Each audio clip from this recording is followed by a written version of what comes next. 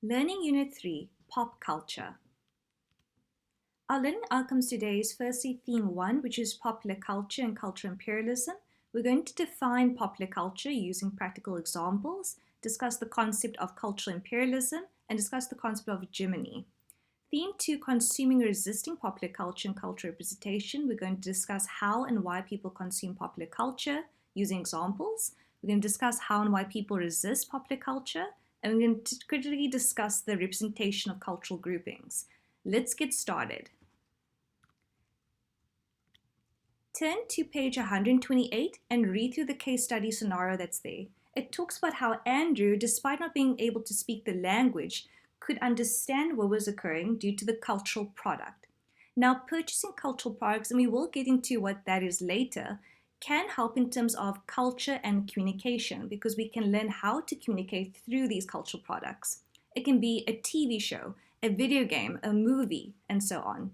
However, popular culture, even though it can transcend intercultural communication, it also can reinforce stereotypes and challenge stereotypes. And I'm wondering, what is pop culture? Because we're talking quite a lot. Pop culture, popular culture, what is that? It's a culture based on the tastes of ordinary people rather than the educated elite. So it is a specific group of people, like normal, everyday people, that are going to choose what is popular out there in the world. It can be anything. And the reason why they say it's not by the educated elite is because this would be considered more high culture. When it comes to popular culture, this is what serves the interests of the public. So it's what you would consider popular, such as, oh, that song, that should go viral, or that phrase, that's really good, we should put that on a t-shirt. That movie, that is so on trend. It's kind of that sort of thing.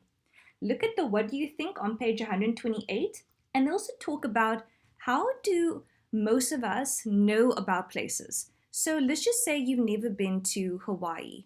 Can you tell me what Hawaii is like? Oh, it's tropical.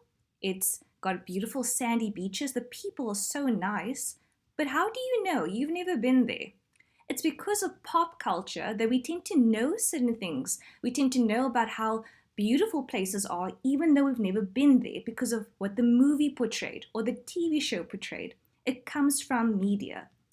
And it is because of these media products or these cultural products that have an effect on how we perceive things out there because it's what's been made trendy and so on and so on.